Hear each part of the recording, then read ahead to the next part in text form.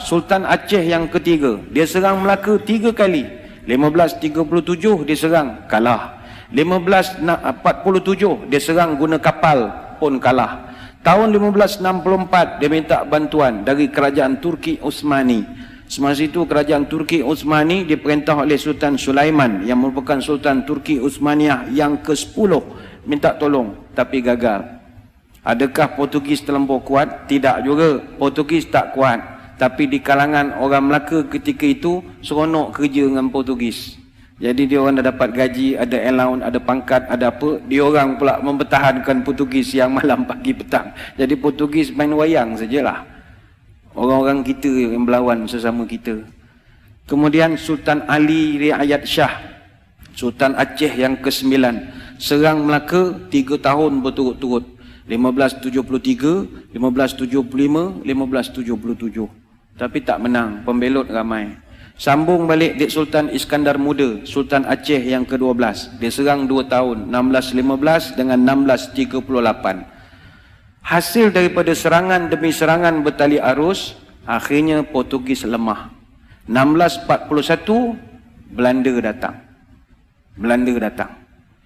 Bila Belanda datang, orang Aceh dah penat. Penat dah menolong. Orang tempatan masih lagi seronok dengan baju uniform, dapat apa, komen seronok, dapat jadi pegawai kerajaan, jadi orang pencen. Tak ada dia berjuang melawan Belanda dah. Belanda datang tahun 1641, kita ucap terima kasih lah kepada saudara-saudara kita dari Makassar, Bugis.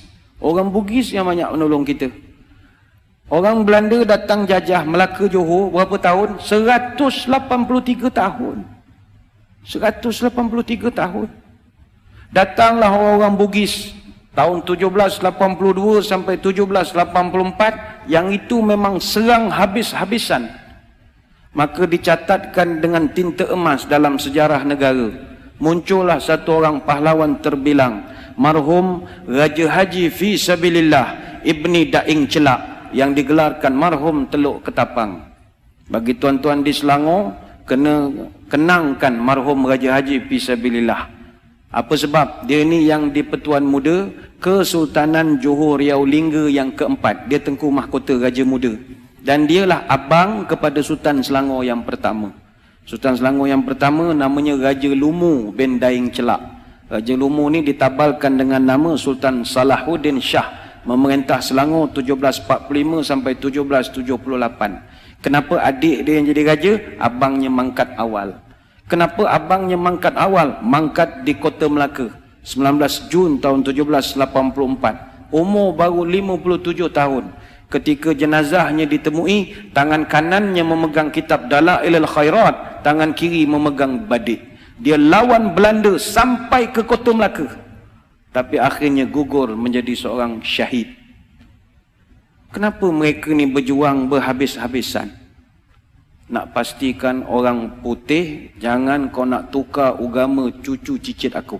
Itu aja. Itu dia dari Makassar, apa kena mengena dengan Melaka? Ukhuwah Islamiyah. 1786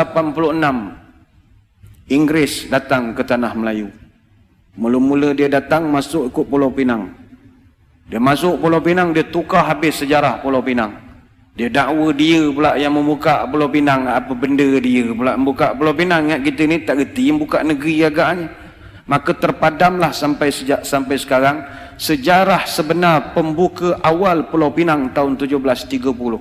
Siapa yang buka Pulau Pinang tahun 1730? Datuk Jenatun.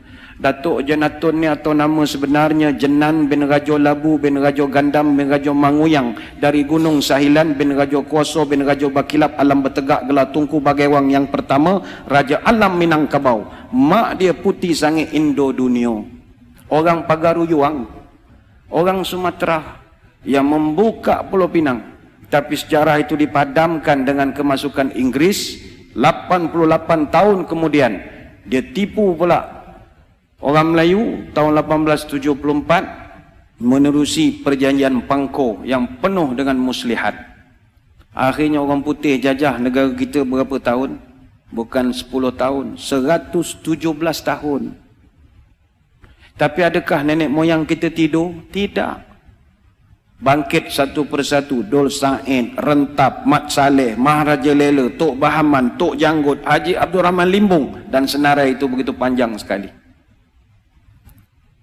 Apa rasional mereka berjuang? Allah. Sebab itu orang tua-tua wujudkan satu perkataan namanya merdeka. Merdeka ini simbolik daripada huruf mim, ra, dal, ya, kaf, alif. Merdeka. Mengikut Rasul dan yakin kepada Allah. Itulah merdeka. Mereka tahu mereka takkan dapat menengok hasil. Tapi kalau mereka tak berbuat sesuatu, malam ini mustahil boleh azan 5 kali sehari di bumi Selangor Darul Ihsan.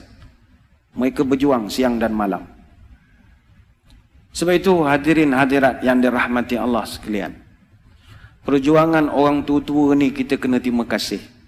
Mereka berjuang lagi dan lagi dan lagi dan lagi dan lagi dan lagi dan lagi dan lagi dan lagi sampai kita tidak ada lagi.